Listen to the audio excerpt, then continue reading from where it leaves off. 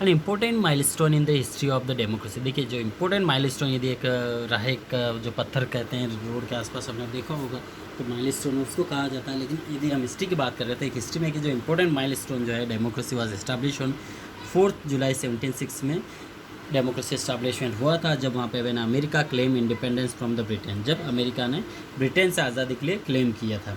Okay, the constitution of United States come to force in 1789। 1789 में constitution बना था United State America का by the providing for an elected government. ठीक, और वहाँ पे एक इलेक्टेड गवर्नमेंट बनी थी। इन 1791 देखिए जब यहाँ पे 1789 में फ्रेंच रिलेशन हुआ था उस समय के दौरान की बात है। इन 1791 the state of Virginia ratified the first 10 amendment for the United. और वर्जीनिया में पहली 10 अमेंडमेंट हुआ था, वहाँ पे संशोधन हुआ था पहले 10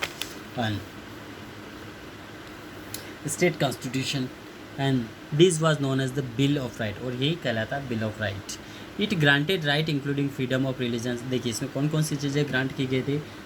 it granted right including freedom of religions and speech, free press, free assembly and free association. ये कुछ प्रोमिनेंट बातें उसमें बताई गई थी। उस बाद देखिए फ्रेंच रिवोल्यूशन की जब हम बात करें 1789 में फ्रेंच रिवोल्यूशन हुआ था।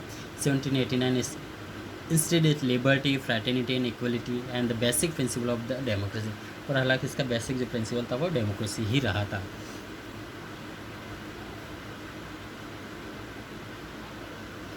Thereafter several revolutions broke out in the Europe. उसके बाद बहुत सारे स्टेट में बहुत सारे किंगडम्स हैं, बहुत सारी रिवोल्यूशंस होने लगी। As the people demanded a democratic government form their rules. New Zealand become the first nation to achieve universal suffrage. और न्यूजीलैंड जो है हम देख रहे हैं ऑस्ट्रेलिया के पास में एक कंट्री है, तो वो पहला एक ऐसा था। ओके, न्यूजीलैंड जो है पहला ऐसा नेशन था जिसने यूनिवर्सल सफरेज अचीव किया था। In the 20th century many more countries gain freedom from the rule of Great Britain. देखिए 20th सेंचुरी में बहुत सारे ऐसे कंट्रीज थे जिन्होंने ग्रेट ब्रिटेन से आज़ादी प्राप्त की थी। ठीक है, Great Britain, Germany, France and Italy and decided to opt for democratic form of the government. और उन्होंने डिसाइड किया था कि वो गवर्नमेंट जो डेमोक्रेटिक फॉर्म ऑफ गवर्नमेंट है वो अडॉप्ट करेंगे। India which was a British colony gain freedom in 1947 and emerge as the world largest democracy. वो इंडिया जो है उसने भी 1947 में ब्रिटेन से आज़ादी हासिल की और विश्व का सबसे बड़ा डेमोक्रेटिक कंट्री बना। अब देखिए यहाँ पे स्टैचू ऑफ लिबर्टी जो हम बात कर रहे हैं अमेरिका में है, ये इज़ अ कोलोसल स्कल्पचर। देखिए कोलोसल स्कल्पचर है, ठीक है, मूर्ति ही है on the liberty island in New York harbour. देखिए न्यूयॉर्क हार्बर में है ये लिबर्टी, आज़ादी के लिए जो है एक तरह से सिंबल है ये। The statue a gift of the United state from the people of France. ठीक है, ये एक स्टैचू है gift of the United state को मिला है from the people of France. और पीपल जो फ्रांस के पीपल उनकी ओर से is a robbed female figure है, और ये एक फीमेल फिगर है, एक औरत का फिगर है एंड विच रिप्रेजेंट लिबरेट। ठीक है, जो अपने आप को लिबरेट रिप्रेजेंट कर रही है, आज़ादी है पूरी तरह। The Roman goddess of freedom है कि रोमन गॉडेस है, ठीक है, रोम की जो गॉडेस देवी है, फ्रीडम आज़ादी है। She bear a torch and tabula. ठीक है, ठीक है, she bear a torch and tabula ansata a tablet evoking the law upon which is inscribe the date of America Declaration of Independence. और उस पर बता रखा है कि अमेरिका को किस तरह किस दिन आज़ादी मिला था, पूरा बता रखा उसमें।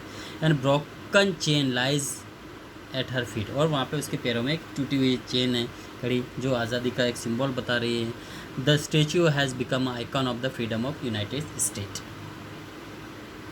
अब नेक्स्ट आता है यहाँ पे different form of the different system government in the world. देखिए most of the country in the contemporary world, आज के समकालीन विश्व में बहुत सारी कंट्री हम देखें आज डेमोक्रेसीज हो गई। ठीक है, अब बहुत सारी कंट्रियाँ डेमोक्रेसीज हो चुकी हैं।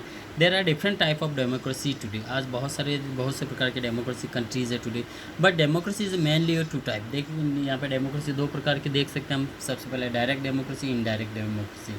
ठीक है, डायरेक्ट या इनडायरेक्ट दोनों तरह की डेमोक्रेसी हम देख सकते हैं यहाँ पे। Direct democracy is a form of government. ठीक है, direct democracy form of government in which people collectively make a decision for themselves. देखिए डायरेक्ट डेमोक्रेसी में जो पीपल कलेक्टिवली कोई भी डिसीजन लेते हैं अपने लिए, this system prevail in the ancient India. और इस तरह का जो सिस्टम एंशिएंट इंडिया प्राचीन भारत में हुआ करता था, ग्रीक एंड रोम में हुआ करते थे। The adult citizen assemble and decided public matter. और जो एडल्ट सिटीजन होते थे, ठीक है, वही असेंबल होते थे और डिसाइडेड टू पब्लिक मैटर के बारे में वो डिस्कशन किया करते थे। Switzerland is the country which maintain direct democracy even today, और स्विट्जरलैंड आज भी एक ऐसा कंट्री जहाँ पर डायरेक्ट डेमोक्रेसी होता था।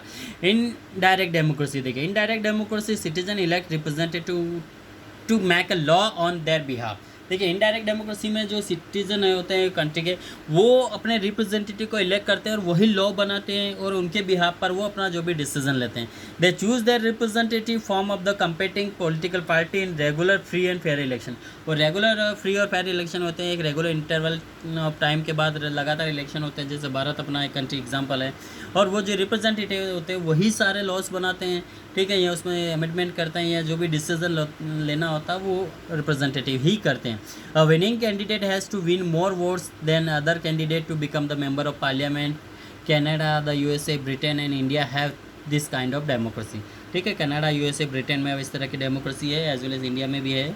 ठीक है, again representative democracy, the focus may be on strong president forming. देखिए अगेन यहाँ पे यदि रिप्रेजेंटेटिव जो डेमोक्रेसी देखें तो focus may be on strong residence form of presidential democracy और strong parliament forming of parliamentary democracy. USA and France है presidential democracy, USA और फ्रांस में presidential democracy, while UK, India and Spain have parliamentary democracy. Okay, remaining point we will continue next part. Thank you.